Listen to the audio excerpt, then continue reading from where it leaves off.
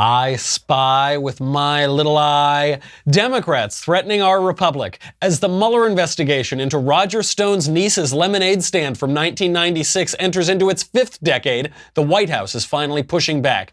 As it should, because the more we learn about the Russia investigation, the clearer it becomes that it's a farce initiated by Barack Obama's corrupt, crooked machine administration. We will analyze the facts as they stand today. They seem always to be changing, but we'll analyze what we have. Then, Google stops telling its employees not to be evil.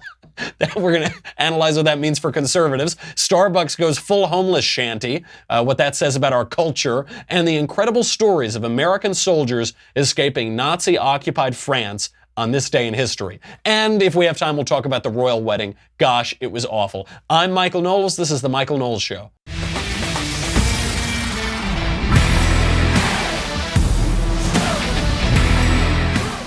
So much to get to today, beginning with just eviscerating the Obama administration. Day after day, we realize how corrupt and crooked all of them, right up to the top, were. We'll also be joined later by Carol Engel Avriette, the author, alongside 94-year-old World War II Captain George Starks, of a new book, The Coffin Corner Boys, One Bomber, 10 Men, and Their Harrowing Escape from Nazi-Occupied France. Really enjoyed it. Before we get to any of that, let's talk about hair.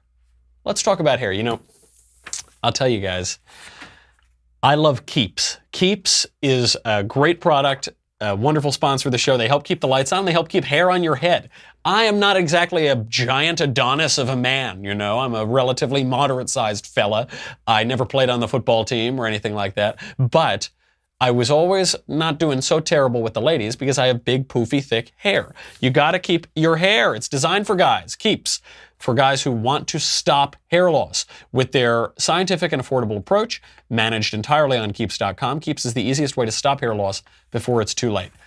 There are two aspects here. One, it really does work. A lot of these products promise everything in the world and they don't work, but Keeps really does work. Keeps offers the only two FDA-approved hair loss products clinically proven to keep the hair you have. No BS, just science. The other aspect here is it's completely safe. There are generic versions of medications that have been around for a long time, but these are way, way cheaper, way easier to get. Most guys start to lose their hair, 2/3 of guys, by the time they're 25 to 35. For 5 minutes now, you just go on, it's 5 minutes, that's $1 a day or less. You'll never have to worry about hair loss again. Do it. Seriously, guys, sign up takes less than 5 minutes. These are the generic versions of the only two FDA-approved hair loss products out there. $10 to $35 a month. Stop hair loss today the easy way with Keeps, and now get your first month free. Don't say I never did nothing for you. You know, my wedding's coming up and I'm giving you a wedding present. I don't know, I'm a very generous fella. To receive your first month of treatment for free, go to keeps.com/covfefe, C-O-V-F-E-F-E. Covfefe, also that's a good stimulant for hair too. That is KEEPS.com/covfefe, C-O-V-F-E-F-E. Free month of treatment at keeps.com/covfefe. Keeps, hair today, hair tomorrow. Okay, so there is a lot going on here. You might have seen the tweet over the weekend from Donald Trump. President Trump tweeted out, he goes, quote, "I hereby demand, and will do so officially tomorrow, that the Department of Justice look into whether or not the FBI/DOJ infiltrated or surveilled the Trump campaign for political purposes, and if any such demands or requests were made by people within the Obama administration." Now, this caused me to remember one of my favorite Obama tweets. He tweeted this a while ago. It's just the absolute incredible troll levels of Barack Obama. It's a photo of him with a magnifying glass looking in at a girl, and the tweet just says, "I spy, ... He told you right there, you know. He said he did it. He tweets that. Finally, Donald Trump is getting really hard. I think the timing here is important. But for a long time, we've been told, look, the Mueller investigation, it's just the FBI. They're not politically motivated. It's objective. They're just trying to get to the facts. Nobody's politically motivated here. Nobody's stealing the election. Nobody's blah, blah, blah. In fact, when Donald Trump suggested on the campaign trail that there might be some shenanigans going on behind the scene, Hillary Clinton vigorously denied those rigged election claims. Here is campaign Hillary. It's horrifying. You know, every time Donald thinks things are not going in his direction, he claims whatever it is rigged against him. The FBI conducted a year-long investigation into my emails. They concluded there was no case. He said the FBI was rigged. This is a mindset. This is how Donald thinks. And it's funny, but it's also really troubling.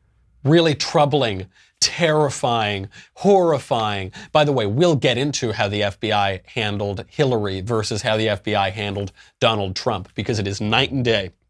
And it's total evidence that Hillary Clinton was lying through her teeth here. It's ironic, of course, because immediately after the election, she says, it's all rigged, it's all terrible. This wasn't even a one-off line. This wasn't even just something she said on the debate stage. Hillary Clinton kept lecturing people. Here she is at a campaign rally. On Wednesday night, Donald Trump did something no other presidential nominee has ever done. He refused to say that he would respect the results of this election. Now, make no mistake, by doing that, he is threatening our democracy. Look, if you lose an election, I've lost elections, you don't feel very good the next day, do you? But we know in our country the difference between leadership and dictatorship, right? What she didn't tell you is that she's the dictator. Which kind of sounds in that clip like she's saying, I prefer democracy. No. Because immediately after the election, when she lost, she went, before she said, well, look, sometimes people lose. You got to deal with it. Then after she lost, I believe she said, if I could quote correctly, I might be paraphrasing. She starts to blame everybody. She says that Russia rigged the election. She undermined the legitimacy of that election. She implied that it was illegitimate. What is she doing now? We're now, 2 years in? Almost 2 years in. She keeps flying overseas, criticizing the administration, criticizing Donald Trump, saying, that he's undermining the U.S. on the world stage, that she doesn't support the policy of her own country. Really unpatriotic stuff. She's one of the best among them as far as undermining the Republican administration goes. She's positively restrained compared to other leading Democrats. Her husband's former vice president, Al Gore, he just recently told University of Maryland graduates at their commencement that Donald Trump needs to be removed from office forcibly. Here he is. And I get it. There are, I know, a great many supporters of President Trump in this audience. I do understand that. As one of his supporters put it on television, he said, the way I look at it, Donald Trump is chemotherapy for America. Well, in medicine and in science, some experiments are terminated early for ethical reasons. Zing. Good one, Al. You get it? Terminated early for ethical reasons. So, not a great joke, didn't really land, but also interesting to hear, he says, I know some of you support the president. We're at University of Maryland. This is not exactly a conservative campus, big state school, East Coast. And yet, when he said that, people start cheering. You're right, buddy, because Donald Trump is doing well. He's got good approval ratings. Everything is going well domestically and overseas, other than the ginned up controversies that the federal bureaucracy and the Democrats keep trying to throw on him. But in reality, things are going very well. But then he says, sometimes in science, treatment has to be terminated early for ethical reasons. Now, what he's saying, he's trying to make a joke, but he's also saying something. We need to terminate this presidency early. We need to do it. We lost the election, but we can't tolerate that we lost the election. We can't abide that. The American people wanted something, but we know it's not good for them. We know it's not good. So we need to terminate it early. And this is part and parcel of Democrats' strategy to try to impeach the president. This is not a conspiracy. This is not, to quote Hillary Clinton, a vast right-wing conspiracy. Democrats have been speaking openly and holding press conferences about how they want to impeach the president. Why? I don't know, because they don't like him, because they just don't like him that much. Here we have Representative Steve Cohen talking about how they're going to impeach the president. I'm proud to stand here with my friend, Congressman Gutierrez, with other Congress people who will be here, in announcing that we're introducing articles of impeachment to remove President Trump from office. There will be, I believe, 6 signatories on the resolution. Democrats only respect elections when Democrats win. That's when they respect elections. Democrats only respect democracy when Democrats win democratic elections. It's as simple as that. They do not respect the electoral process. In fact, the Democrats have been trying to subvert the electoral process since long before this election. We know that now. They denied it at the time. They lied to our faces at the time, all the way up to the top. But now we know that. Bombshell information now shows that Barack Obama's FBI interfered with and spied on Donald Trump's campaign much earlier than anybody thought. We know that the FBI planted a spy in the Trump campaign. That we have evidence of that. They've been denying it the whole time. Now it's just slowly over the last year and a half, it's chiseled away at their narrative. They are liars. They have no credibility. When they open their mouths, James Comey, Barack Obama, Loretta Lynch, when they open their mouths, there is no reason to believe a word that comes out of them. They are public liars. So we know that. We also know that James Comey lied about when the Russia investigation started. James Comey said that the Russia investigation began in late July 2016. Okay, well, what was that based on? In part, I suppose it's based on that Steele dossier, which was totally ginned up and paid for by the Hillary Clinton campaign and by Democrats. So we see collusion there between the Democrats and the FBI. But now we know that an FBI informant who has been outed, according to reports, as Cambridge University professor Stephen Halper, that FBI informant started reporting to the FBI in early July 2016. Totally undercuts James Comey. And we know that James Comey lied about this. He says the investigation began in late July, and yet the FBI's informant, they snuck into the Trump campaign to spy on it. That guy was reporting back to the FBI by early July. The timelines don't add up. Who is this guy? Who is Halper? Professor Halper is a long-standing Republican. Halper worked in the Nixon administration, the Ford administration, the Reagan administration, and this guy was sent in by the FBI to spy on Trump employee Carter Page and campaign employee George Papadopoulos. He went in there and spied on both of those guys. Now, did he just do it out of the goodness of his heart? No. We know that the FBI paid Halper, the federal government paid Halper, $411,000 between 2016 and 2017. To put that in perspective, that's more than the annual salary of the President of the United States. Well, it's much more than the annual salary of the current President of the United States, who doesn't take any money for his job. He takes $1 a year or something. But the President, by law, is supposed to make $400,000 a year. This FBI informant was paid $411,000 between 2016 and 2017. What was he doing for that? Why was the FBI, why was the national security apparatus investing so much money in this guy who's going in to spy on the Republican nominee's campaign for President of the United States? FBI, under the administration of a Democrat, Barack Obama, this guy's being paid a ton of money to go in and spy on the Republican. Now, some of the Trump critics, even on the right, they can't admit the gross injustice of all of this. Nominal Republican Eric Erickson, who used to run redstate.com, he tweeted out, quote, "So a question. How does one infiltrate a political campaign as more than a menial volunteer? I mean, if someone got on payroll in the main office and was a spy, that reeks of incompetence on the campaign's part. Doesn't Trump only hire the best people? Like, he's making excuses for Obama's FBI, which is spying on the Republican campaign. This is a nominal Republican who's doing this. He would have been a good defense attorney for Alger Hiss. That's crazy. This guy is a well-credentialed former employee of Richard Nixon, Gerald Ford, Ronald Reagan. He's a respected academic. Just because he's duplicitous and deceptive doesn't mean that you'd have to be foolish to speak to him. That's not what that means at all. This guy is a long-standing Republican political operative. He's a guy who's well-respected in academic circles.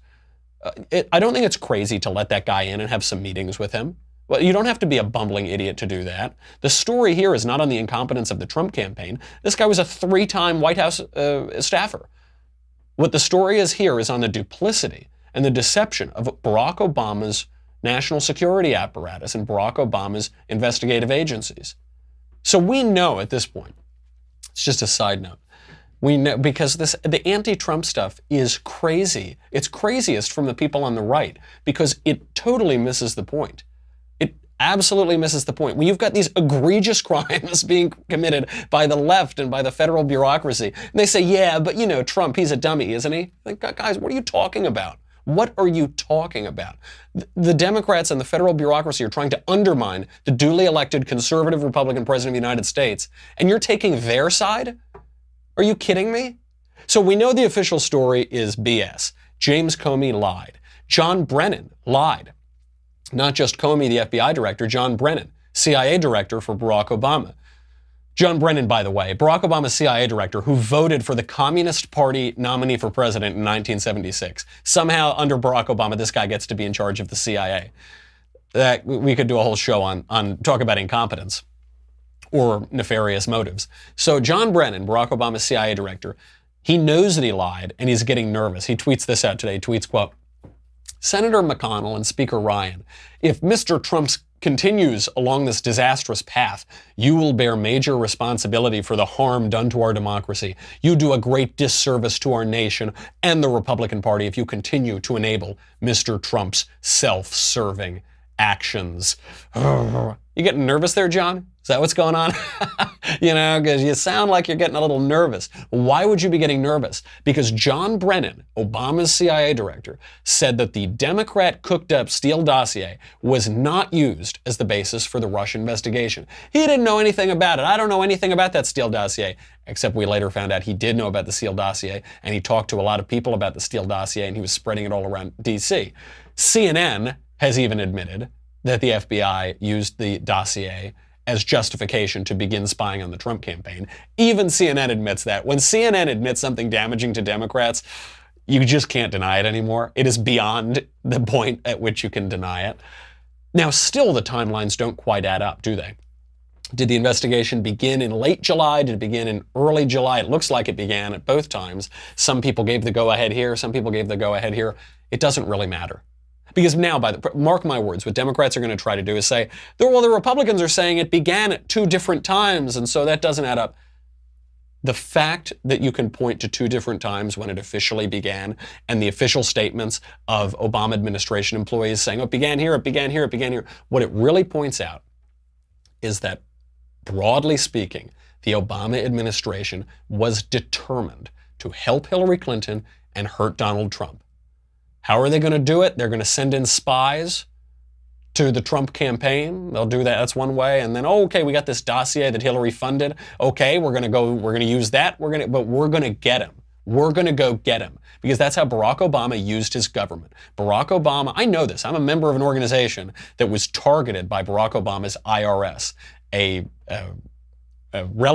relatively right-wing organization, nonprofit organization, was targeted by Barack Obama's IRS while he was targeting many others. He did it because he used the government to get his political opponents. Looks like he did the same thing here.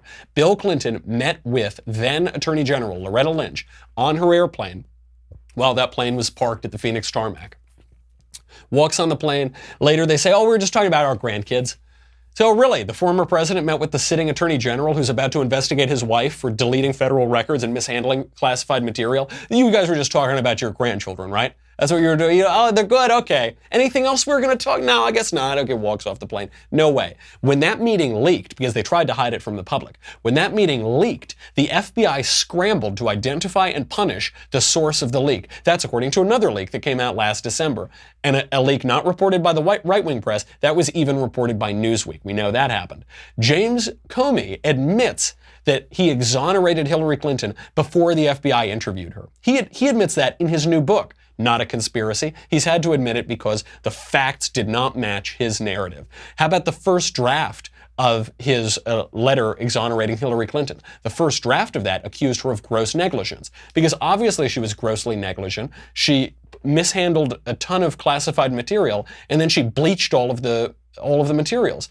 A later draft changed that phrase to extremely careless. Grossly negligent became extremely careless. Why is that? Because gross negligence can mean prison time and fines, and the politicized Barack Obama administration and the Barack Obama's FBI, James Comey's FBI, didn't want that to happen. James Comey also admitted that he publicized that second letter, that October letter, so that Hillary's inevitable regime would not be illegitimate. He didn't do it to hurt Hillary. He did it because he knew that she was going to win, and he wanted to give her all the political advantages he could going into her administration.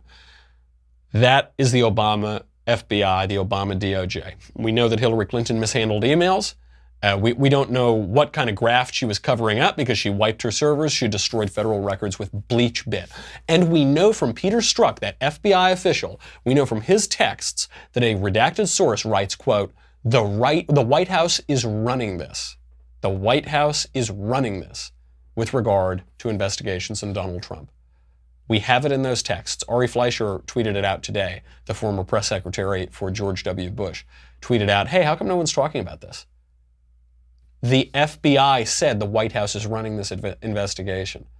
This Mueller investigation has gone on forever. I think at this point, they legitimately are investigating Manafort's cousins, sisters, nieces' lemonade stand that she had in Long Island in 1982. That's all they're going for. The Mueller investigation, it's gone on forever. It's clear that he doesn't have a smoking gun, and a photo of Donald Trump and Vladimir Putin sunning together in Cabo.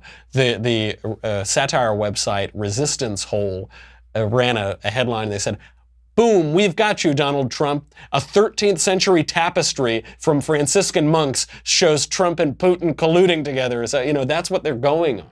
They're going after totally irrelevant things. And this investigation now has unfettered anti-constitutional power. It's nakedly political.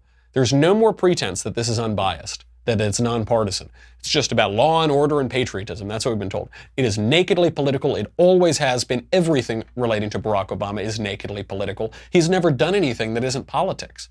It's all politics. The GOP would ignore this at its own peril.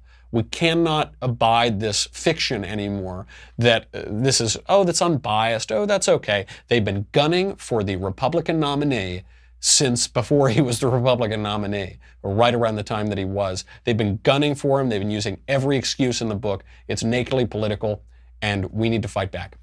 Speaking of institutional wickedness, Google has now, this is like a caricature of a story. Google's old motto from its code of conduct used to be, don't be evil. Don't be evil. Okay, that's pretty funny, ha ha ha, whatever. They've repealed that code. Google now, which censors conservatives and has all of our data and is a very spooky organization.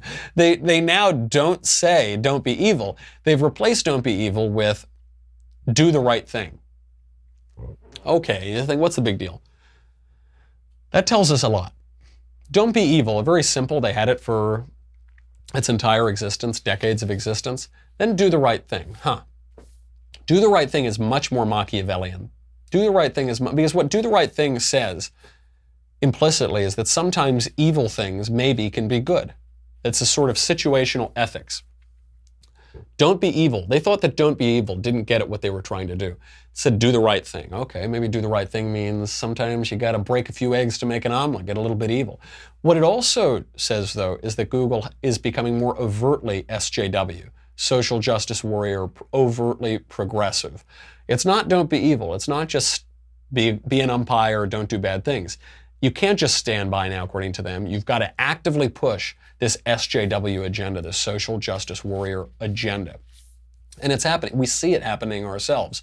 We see it when they censor the Daily Wire. Now when you search for Daily Wire articles, you get Snopes results and PolitiFact results, left-wing fact checkers. That's, oh no, you don't want to read the Daily Wire. They're right wing. You don't read the left wing one instead. That's better. They don't do this to left wing websites. They do it to right wing websites. YouTube, which is owned by Google, censors us all the time. I mean, we're constantly. My episode last week, I don't even remember what I was talking about. I was talking about some Democrat corruption, and it just cut off right in the middle. They just censored. They said, we can't let this guy keep talking. They constantly demonetize conservative videos. They constantly censor conservative speech. Dennis Prager did a video about how you should not murder. On the 10 Commandments series, they said, no, this isn't suitable for college students. No, can't do it. Can't do it. Expect more of this to come. Obviously, they've been pushing a progressive narrative for a long time at Google. Now they're being overt about it. They're admitting it. It's only going to get worse. Speaking of great things getting worse, Starbucks. Starbucks is going full homeless camp now. So you remember earlier this month, a black man was arrested at Starbucks And this became a big hullabaloo. And the reason the police were called, I suppose he wasn't arrested, the police were called. And it's because these guys came in and were just sitting at the table. And after a while, one of the employees came up and said, hey, you have to purchase a product in order to sit and use our space. You can't just sit here. This isn't like a public park. You've got to buy our product to be here. They said no. Which, are you kidding me? You go, how rude and ridiculous. You go and you buy the product. And they said, no, we're not going to. So multiple times they come over and say, hey, you got to buy something. They said, no. And they asked them to leave and they said, no. Like Bartleby the Scrivener. No, I'd prefer not to. No, I'd prefer not to. So eventually they call the police and this became some big news story. As though it's horrifying that an employer, that a store says you have to buy their product to be in their space. Anywho, Starbucks, instead of saying, hey guys, you have to buy our product to be in our space, they're now saying, no, you don't need to buy anything. You can hang out here, you can use our bathrooms. Anybody who's in our space, even if they don't buy a product, they're customers. Which just isn't true, because customer has a definition.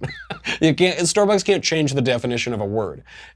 Customer has a meaning, that isn't true, but they're fighting against reality. And so it's about these bathrooms. You can use the bathrooms even if you don't buy anything. Why is it that these days all political fights are about bathrooms? That is really weird, isn't it? The transgender bathroom, the Starbucks bathroom. Why is that?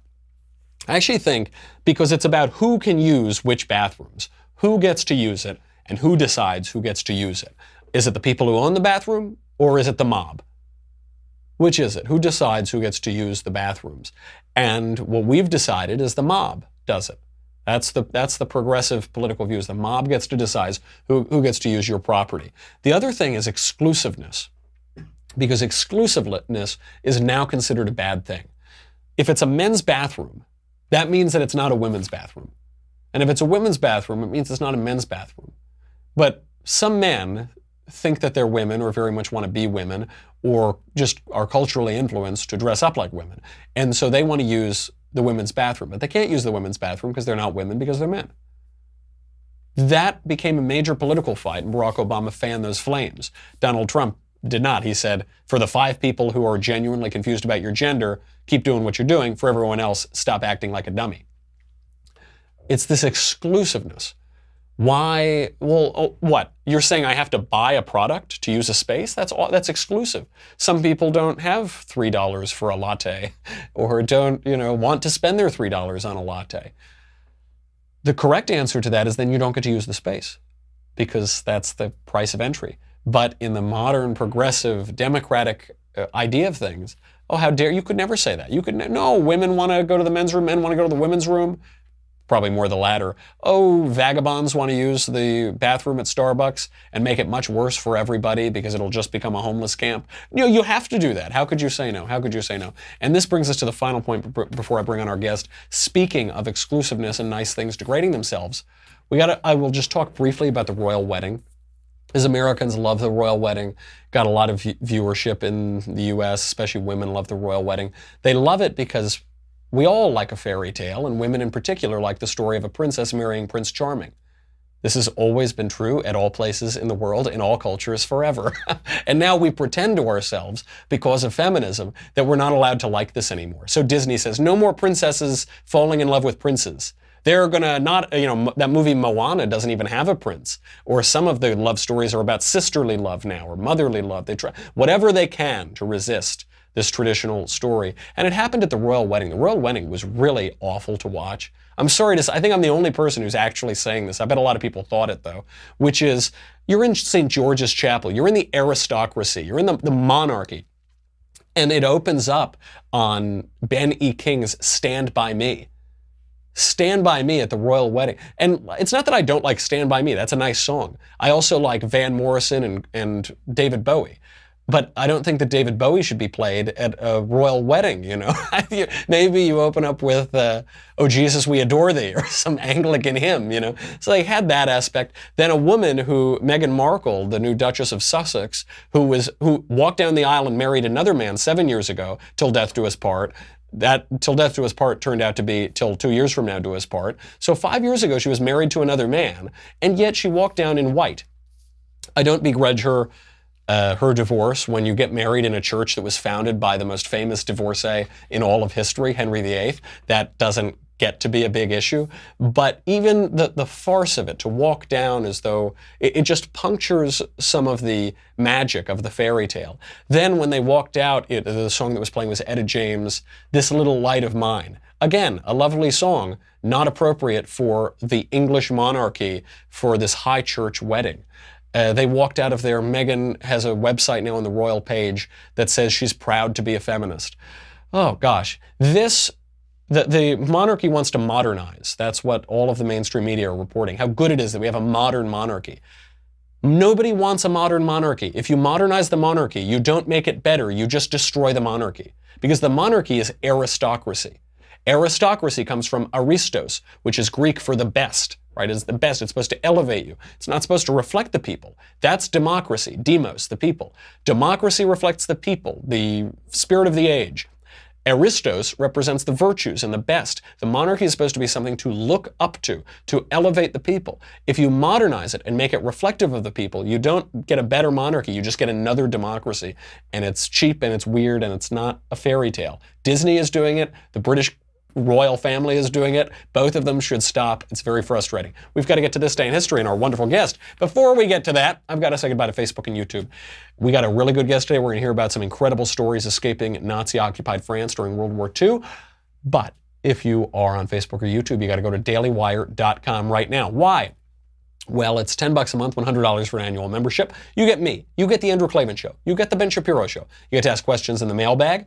Everybody can listen to the mailbag questions, but only subscribers can ask them. Many are called, few are chosen. You get to ask questions in the conversation. Everybody can watch, but only subscribers get to ask the questions. Next one up is the big boss, Ben Shapiro, who's away right now. I talk a little bit more about the royal wedding on Drew's show today, which became the Ben Shapiro radio show, and I'm sure that will be hilarious when Ben comes back in a fury that I was on his show while he was gone. That's a story for another time. Go to dailywire.com. We'll be right back with This Day in History, and you can return with your leftist tears tumbler. Yum, yum, yum.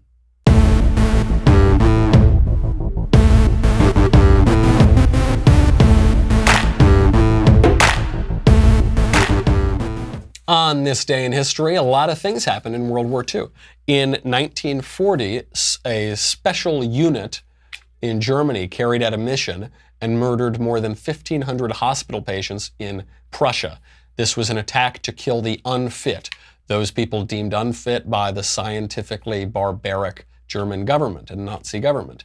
By the way, that special unit reported back to headquarters in Berlin that the patients had been successfully evacuated. I suppose they were successfully evacuated to their eternal reward, but they were murdered in cold blood on earth. In 1942, on this day in history, 4,300 Jews were deported from a Polish town to a Nazi camp at Sobibor, and all were gassed to death. That camp had 5 gas chambers. 250,000 Jews were killed there between 1942 and 1943. The German firm IG Farben set up a factory outside of Auschwitz. And on this day in history, 1940, the French Ninth Army surrendered. This, you might know, I'm waving the flag of the French Army right now, as a matter of fact. The French Army surrendered itself. As a nation, France would surrender within the month. We're lucky enough today to be joined by Carol Engel Avriet, the author alongside of World War II veteran Captain George Starks of Coffin Corner Boys, 1 bomber, 10 men, and their harrowing escape from Nazi-occupied France. It is a wonderful read. Carol, thank you for being here. Well, thank you for having me, Michael. Carol, so this book, for just to give a little overview of it, the book tracks 20-year-old George Starks on a 300-mile trek to Switzerland. He's got a fractured foot there. He'd been shot down over Nazi-occupied France. He's got a 20-millimeter shell fragment in his thigh. He comes face-to-face with Nazis. He barely evades capture. And yet these days, 20-year-olds suffer nervous breakdowns when their parents forget to upgrade their iPhone data plans. How responsible do you think, in your research for this book, the war was for shaping what we now call the greatest generation? Well, you raised some interesting questions there, because really George was 19 when he first got his pilot's wings, so even younger than 20. The average age on that crew was 22. There was one of them that was 27, And to the rest of them, he was ancient. So they called him the old man, Pops or Pappy. And it was an amazing thing, really, because George has often told me all 10 of them were from very different backgrounds, religious backgrounds, different socioeconomic, family situations, educational backgrounds, different.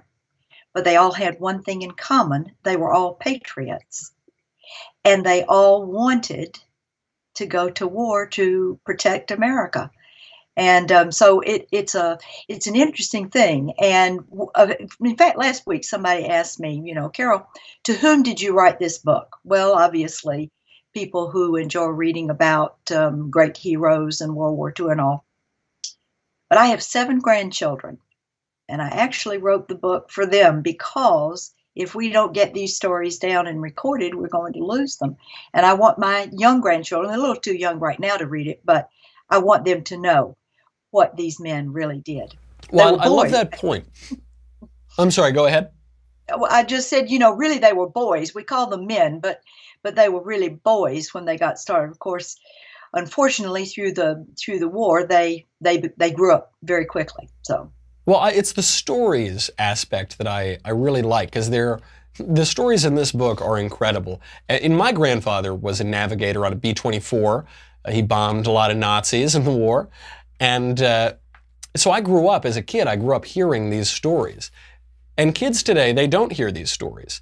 I don't know what they hear. A lot of these veterans are going up to their eternal reward at a faster clip. So the people who live through it are leaving the earth. Do you think there's a risk here that these narratives are going to be lost to history? Obviously, there aren't a whole lot of books out like yours. There certainly aren't enough. How much are we going to remember in 50 or 100 years? Well, we need to get as many recorded as we can. I'm doing my part, trying to get them down. This one book does have 10 stories, each of the crew, and what happened to them after they were shot down. Of course, now George Starks, the pilot, is the primary person in the book because he returns to Europe and later and retraces his steps, and that's a wonderful part of that story. But George is still living. He's 94 and has turned into a dear friend. It took us about 3 years to research the book and for me to interview him, but he'll be 95 in November. And only one other of the crew had been alive when I started this book, and that was actually the only Jewish member of that crew, Irv Baum. And he unfortunately passed away about 8 or 9 months ago, but I was so privileged and thankful that I was able to interview him too before he did pass away. So, well, and on this point, there were these multiple faith backgrounds of people. Irv was Jewish, George, I suppose, Christian. And George says at one point in the book, I need help, God. I can't do this by myself. They say there are no atheists in the foxholes. Broadly in the culture, we see that religion is declining, and younger generations appear to be much less religious than older generations. Do you think it's the suffering of war, trampling through France, surrounded by Nazis with a broken foot, that brings out people's need for God? Do you think that was the defining feature? Well, I think any time a person comes face to face with their mortality in a situation where their life is actually going to be on the line and could end at any moment, I think that in and of itself produces sort of a landscape for thinking about what may be eternal and what might not be eternal. And George certainly, as he was going along, reached that point where he was at the end of his rope in human terms. And so what he did then was turn to, at that moment, what he felt might be a higher power that could possibly help him. And that's what he did. There's an incredible scene in the book where it really literally thinks that he just cannot go on. And he has been without food for a number of days. He's been wet and cold, and he's up in snow country, and he just calls out. He says, God, I can't do this on my own. You're going to have to help me. So, and speaking of that higher power and perhaps forgiving your enemies and loving your neighbor, we see in his later life, Captain Starks and his wife, Betty Jo, they go back to France after the war. They find the civilians who risked their own lives to save his life. And broadly speaking, the United States makes friends with our enemies after wars. This is a habit of ours. We have a special relationship with Great Britain, although we fought 2 wars with them right at the beginning. Germany, Japan, Vietnam, Korea, on and on. Maybe North Korea soon, depending on how this meeting goes next month. Yes, depending. So I want to know, what insight did you gather from working with Captain Starks on dealing with your former foes, burying hatchets? This guy's lived an incredible life. He's seen the world change dramatically. What that says for us individually and what it says for U.S. policy. Well, really, when he returned to France, these were the people that had helped him. And actually, most of the people that he ran into did help him. But it took him a long time to hook up. This is the interesting part. It took him a long time to hook up with the actual organized underground or resistance. So from day one, the people that helped him were just normal, average, everyday Frenchmen, men, women, and children. They were not part of an organized resistance. They just simply knew that, they disliked the Germans for coming in and what they were doing to their country, and they wanted to do what they could with any American soldier or ally, that they ran into. So to me, that was the most incredible thing, because these people had everything to lose.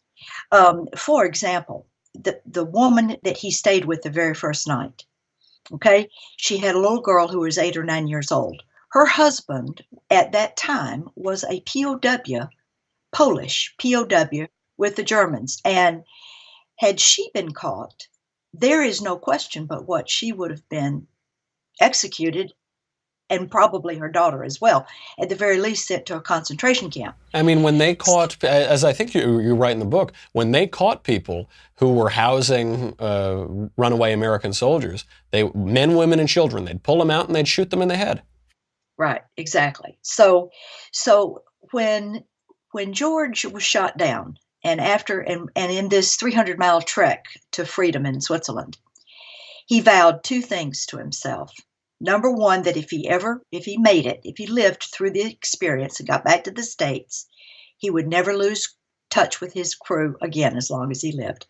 The second vow that he made to himself was that at some point, one day, if he could, he would go back to France and try to locate all those brave souls that had helped him and helped his men.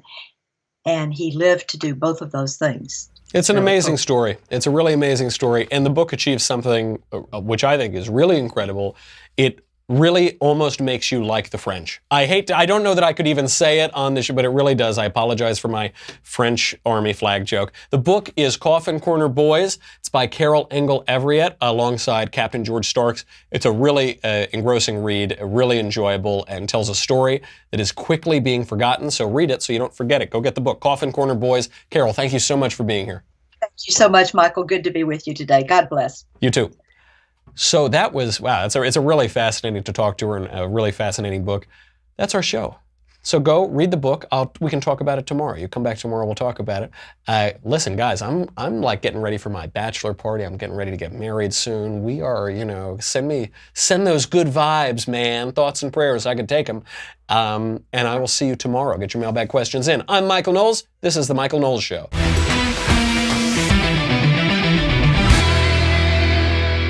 The Michael Knowles Show is produced by Senia Villarreal, executive producer Jeremy Boring, senior producer Jonathan Hay, our supervising producer Mathis Glover, and our technical producer is Austin Stevens, edited by Jim Nickel. Audio is mixed by Mike Coromina. Hair and makeup is by Jesua Olvera. The Michael Knowles Show is a Daily Wire Forward Publishing production. Copyright Forward Publishing 2018.